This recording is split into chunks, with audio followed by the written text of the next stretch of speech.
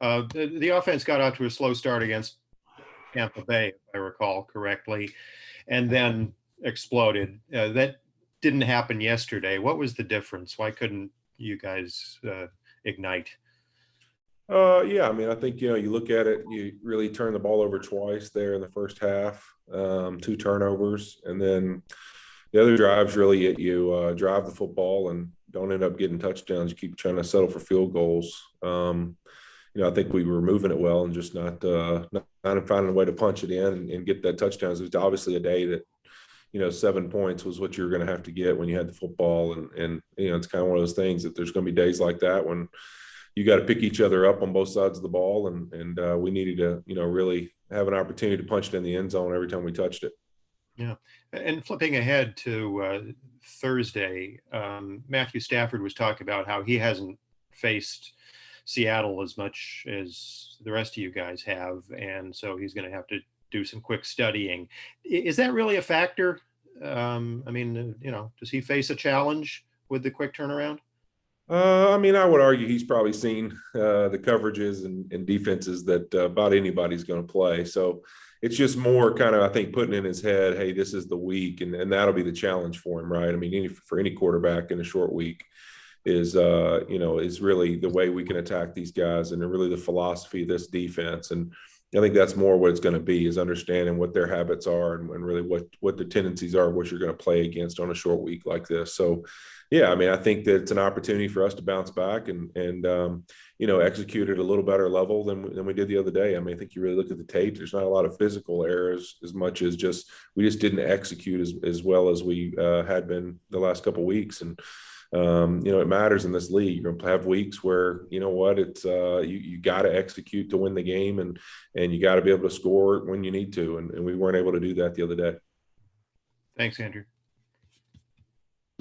Gary? Hey, Andrew.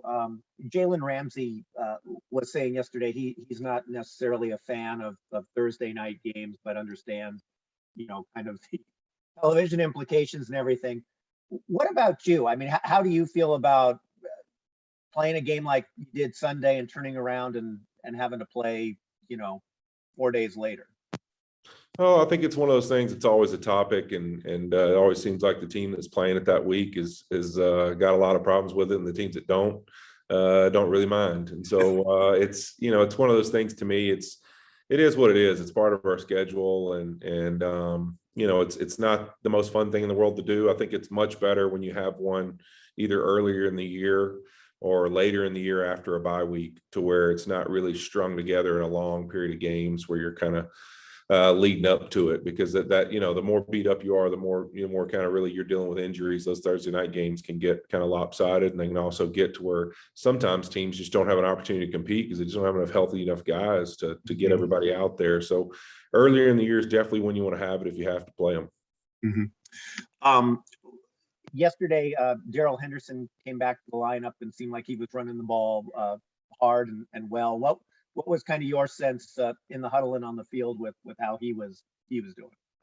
It was great. I mean, it was good to have him back and the energy he brings, and thought we ran the ball really well, and we're able to really be really efficient in the running game, and for when we could. And it's one of those things that we got to build off of it, and it's going to continue to be a part of our offense. I mean, that physicality in the run game is going to always have to exist, because you really look at the test of time. I mean, you see these seasons go, and a lot of teams are explosive in the first half of the season, year in and year out, and then that last half of the year is about your ability to run the football and play defense. And you can be as explosive as you want, but when you get there, if you're not able to run the football, when it comes down to trying to make the playoffs and getting in the playoffs, it usually ends up being a deciding factor in whether teams continue to move on or have that opportunity to play for one.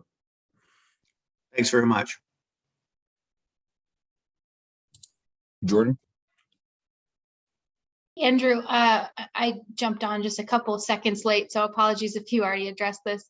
In terms of the short turnover period, a couple guys last night at the podium alluded to the fact that there just wouldn't be as much time to dig into this tape. But in terms of that, not only processing this and then preparing for the next, what is the what's the time structure like? What's the time management like in the building for players, and then sort of what the schedule is going into this Thursday? Yeah, I think it's hard to really break down this game as much as you're really on your own. You got to kind of go back and look at it and see what you could have done. And I think there's obviously if there's defensive calls or offensive calls that are going to carry over into this week, you may have time to review those just because they're going to be a point of emphasis. And but the other stuff you really don't have a chance to, and maybe you do that next Monday where you get a chance to kind of break down some of the stuff that going forward throughout the season is going to matter when you look at. But for now, it's really turn the page to Seattle and everything you can do to cram information for that, and also most importantly, get your body ready. So it's a lot of timetable of guys doing whatever it is that gets their bodies ready to roll. And the good thing for us is kind of how we practice in season is Thursday's kind of our bigger day. So I think we're really structured for that, to where guys are used to kind of, hey, we know that Thursday's our big practice, and no different than it becoming a game is that really the mentality is to be at your best for that Thursday. And then with Matthew, obviously this is kind of the first, you guys were rolling through September, right? And this is kind of the first, maybe where there's a little discombobulation. But I'm wondering what you saw from him, if anything, through a much smaller scale in training camp, some of the live reps, and then also some of the practices, the competitive practices that you guys had, that gave you guys a sense that this is not, the discombobulation is not the norm, and how maybe he would react to a situation such as Sunday. Well, I think just the way he carries himself, the way he goes about work every single day. I mean, in practice and training camp, everything else, it's always any mistake or anything that not even a mistake, just something he feels like could have been more efficient or better. He's the first person to criticize himself and to make sure guys understand, I know it starts with me. And he's always got that demeanor.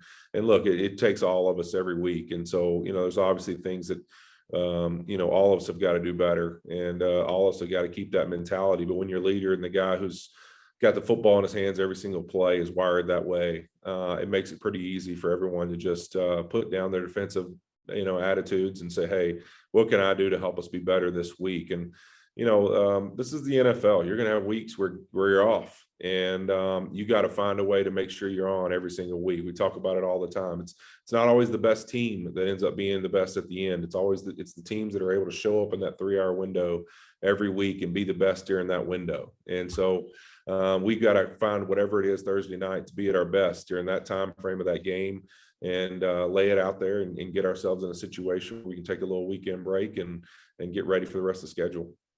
Thanks. Lindsay. Hey, Andrew. I'm just wondering, with you guys coming off such a unique season last year with a lot of really quiet stadiums, how do you ensure that you guys are fully prepared for Thursday night in what's typically one of the loudest stadiums in the league? I think it's one of those things that I don't know that you're ever like truly prepared for away game noise. I think because there's different situations can come up in the game where you've got to communicate, you got to talk, and it's really loud, and you just kind of fight through it. It's one of those things that when you get in at halftime, when you get in after the game, you're always just like, man, it feels like we've been screaming at each other for 2 hours. But it's one of those things that when you get in it and the emotions and everything's going on, you really don't think about it until it goes away. So I think you do your best to prepare for noise through practices with speakers and everything else. But the reality is every game brings its own challenges, and it's just about making sure you over communicate, and also you have a lot of ways to really communicate without having to be verbal, through signs, communications, everything else. I think it really shows how tight a team you have and how much each one of you understands what the goals are week in and week out and what the objective is to execute, because you see those teams usually play pretty well on the road, and noise doesn't matter because they all have a good feel of what the goal is and what each play is designed to do and their job in it. And then just, I guess, with you guys not really having a normal practice schedule this week where you can really get out there and blast the speakers and do all that, is there anything you guys can do in meetings or anything you've done leading up to this game that you think will be particularly helpful? I mean, typically in these situations, you would probably say that, a lot of, things you do, whether it's calls, whether it's checks, all of that, you're kind of going to build in to avoid having to use a ton of communication, because you realize that the noise is going to be a factor. And so really offensively and defensively, you just switch depending on whether you're home or away. Like for the defense, when they're at home and they know they're going to have a home crowd, they just prepare differently as far as how they're going to communicate. And we do no different. So for us, we've played really well on the road since we've been here with Sean McVay. And I think that's our expectation, is that we'll have it built in how we can communicate and how we can do things. And we don't look to that to be any excuse or reason for our performance. It's all on us to go out there and execute and play at the level of play that we expect, regardless of whether it's loud or whether you can hear the wind whistling in your ears like you could last year. Thanks, Andrew. Stu? Morning, Andrew. Just when you're, coming off a performance that is uncharacteristic as a unit, and you face a short turnaround like you have this week, what's your message as a captain to the team or the rest of the team as you guys are coming into the building today and just throughout this week as you prepare for Thursday night? Prove that it's uncharacteristic. It'd be pretty simple. So, it's one of those things that you got to relish moments like this. If you like playing NFL football, if you enjoy sports and competition, then you should love nothing more than an opportunity where you get humbled and you have a chance to respond.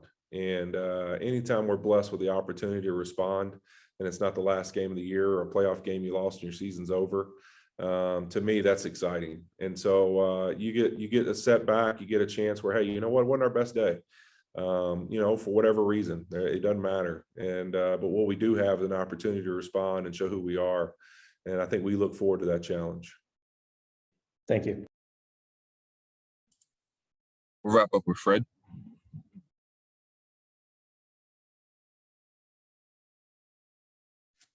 Fred, Hello, Andrew. Sorry about that. Sure. It seems like you guys have had the offensive line has had 4 solid games so far this year.